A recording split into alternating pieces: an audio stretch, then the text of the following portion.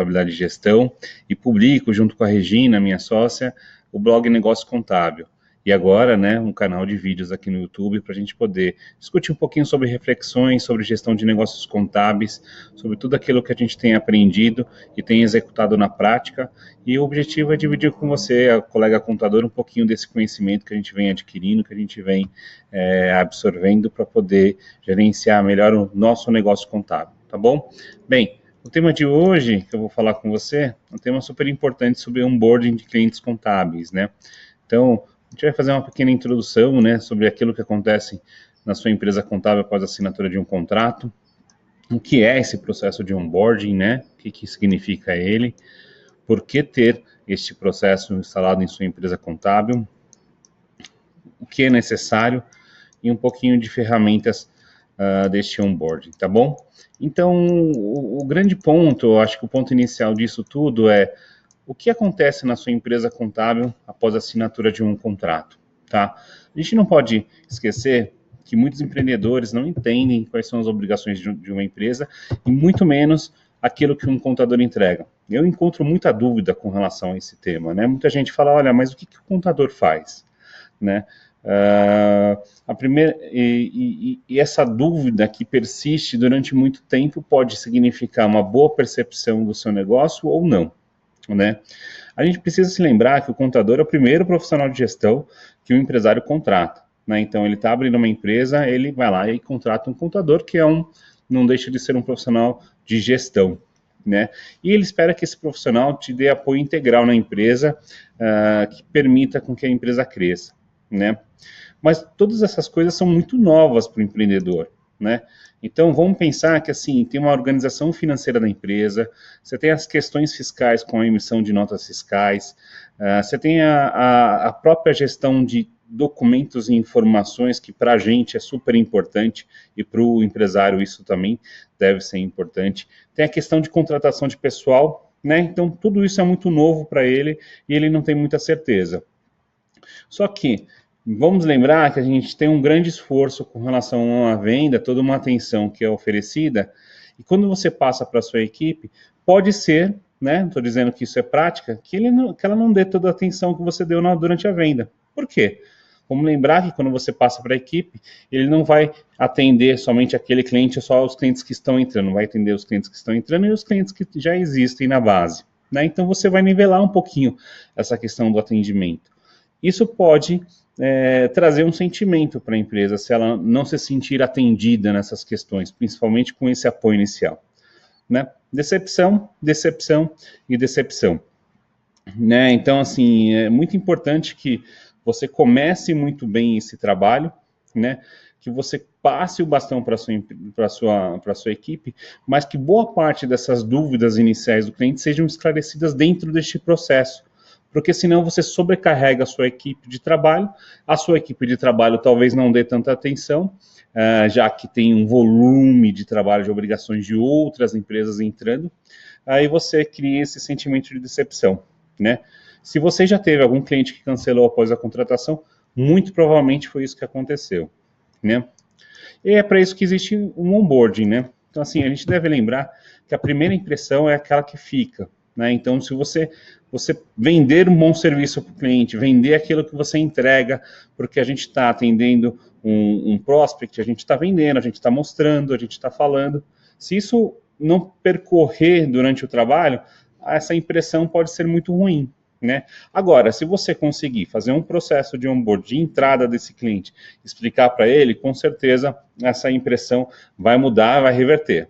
Mas assim, um onboard trata-se da fase inicial de um cliente, né? Ela se inicia antes mesmo do fechamento de um negócio. Vamos lembrar que muitos dos negócios que a gente fecha, ele não começa com uma contratação. Muitas vezes você dá um apoio para um empresário, ele pede uma contribuição sua, ele traz dúvidas que você atende tão bem que ele contrata, né? Então, esse passo pode se iniciar um pouco antes mesmo da contratação. É importante porque o cliente não conhece o seu serviço, não sabe como você atende, muitas vezes tem o desconhecimento do papel de um contador e tem grandes expectativas com relação ao negócio, né? E é possível que todas essas obrigações, né, toda a questão da contabilidade, tudo isso seja muito novo para ele, né? Então, os primeiros passos são muito críticos. O cliente ter sucesso, então vamos imaginar que se ele não fizer as ações corretas, ele vai ter um prejuízo na empresa dele. Se ele não pagar uma guia de imposto, isso daí vai vir com multa. Se ele não entregar a informação no prazo hábil, ela vai atrasar. Então, do ponto de vista do cliente, isso é muito importante, né? E, claro, se ele tiver sucesso nesse início, confirma que você foi uma excelente escolha, né? Então, é uma coisa super importante, dar um pontapé inicial. Então, o onboard consiste em ajudar o seu cliente a ter o melhor resultado possível com aquilo que você vendeu. Então, você vai, na verdade, organizar, tirar as principais dúvidas, mostrar os seus entregáveis, determinar, né, mostrar para o cliente como que ele entrega as informações no tempo hábil, montar tudo aquilo que ele precisa saber para poder iniciar bem. Tá? Este é um processo de onboarding. Por que ter um onboarding, né? Por que tem que ter esse processo? Por que esse processo tem sido essencial? Por que isso agora é importante, né? Vamos pensar que a gente está falando de um processo que pode ser tocado por você ou por qualquer um da sua equipe, pode ser escalável, você pode colocar uma pessoa para fazer, e não só o contador ter esta obrigação. Primeiro, proporcionar o aprendizado do cliente, né? Então, retira as dúvidas de utilização daquela questão que é nova. Olha, o que o contador faz, o que um contador atende. Ele evita que você fique, na verdade, atendendo também em outras coisas, né? O contador, às vezes, por não estabelecer esses limites, poxa, vem coisas de várias formas, de várias perspectivas, né? O cliente, às vezes, exige de você algo que não faz parte do seu trabalho. Então, retira essas dúvidas de utilização.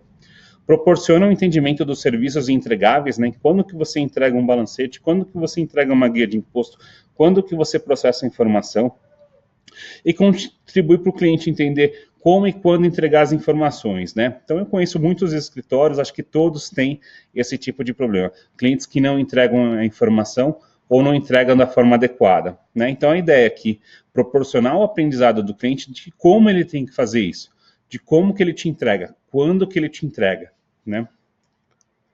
Um processo de onboarding melhora a retenção do cliente. Então, vamos lá. Primeira impressão, se você fizer de forma organizada, essa primeira impressão da organização do seu escritório é muito importante. Vamos lembrar que ele provavelmente te contratou para não ter problemas na empresa dele, para que você entregue obrigações.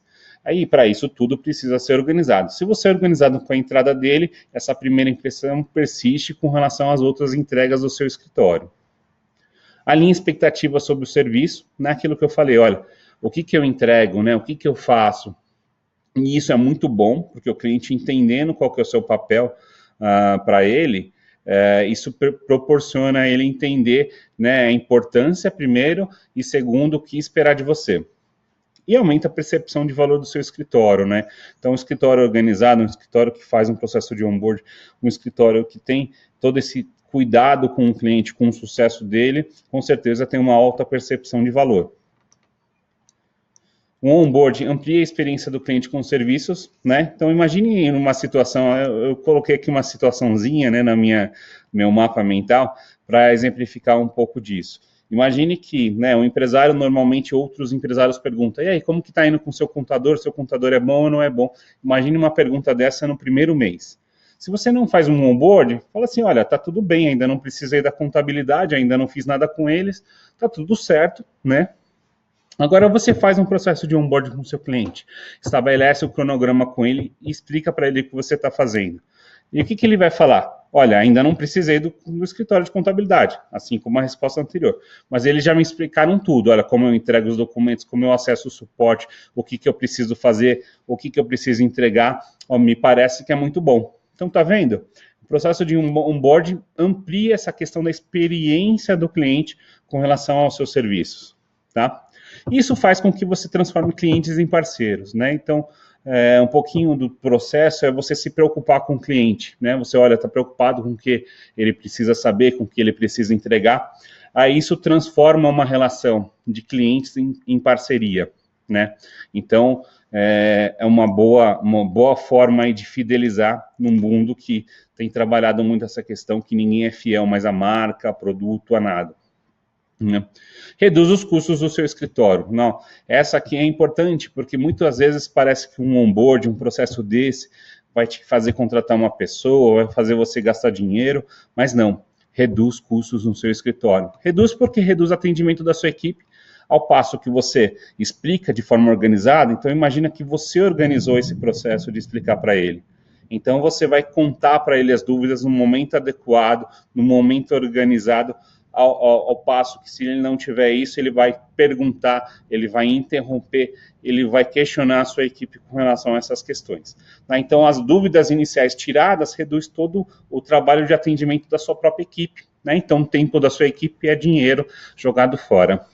E proporciona a adequação das informações. Isso aqui é muito importante, né? Porque uma empresa que te entrega a informação que você precisa de qualquer forma, você não tem controle de como ela entrega, né? Te custa mais de processamento. Então, às vezes, você tem uma integração com o sistema financeiro, isso pode ser passado no onboard. Você tem um processo de entrega organizadas em pastas ou de documentos físicos organizados em pastas. Tudo isso é muito importante porque se ele entregar da forma que você quer para você processar, isso vai te custar também menos dinheiro e vai te elevar a quantidade de documentos que você recebe de forma organizada. Não, isso aqui matou, né? Agora, o que é necessário para fazer um onboarding, né? Primeira coisa é entender o que seu serviço realmente entrega para o cliente, né? Porque a gente sempre fala, olha, o tal dos darfeiros, né? O contador entrega DARF, o cliente só vê isso.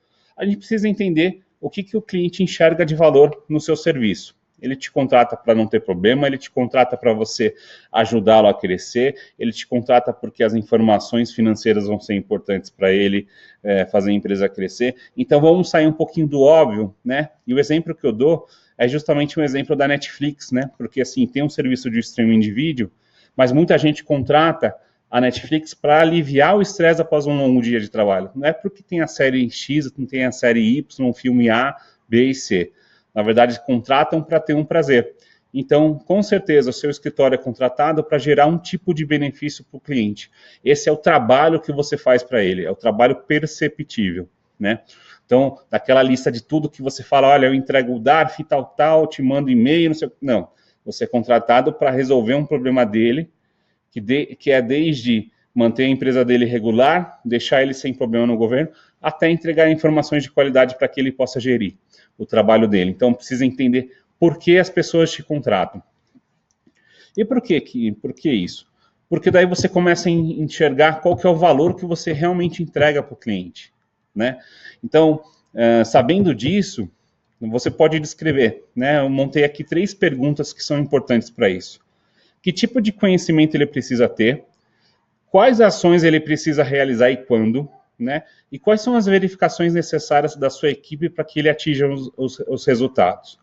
Feito isso, constrói uma lista, constrói um cronograma no tempo, desde a entrada até o momento que você precisa verificar aquela questão, né?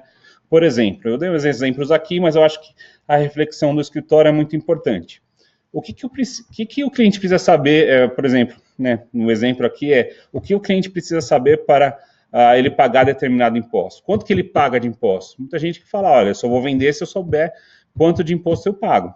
Então, essa é uma boa coisa inicial, explicar para ele como funciona o sistema tributário, como que os impostos vão ocorrer de acordo com a receita dele, enfim.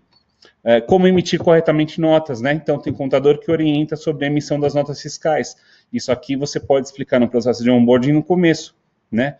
E evitar que ele fique acessando a sua equipe toda hora que precisa emitir uma nota fiscal. Então, o processo de aprendizado bem feito realmente vai ajudar o cliente e vai ajudar a você também.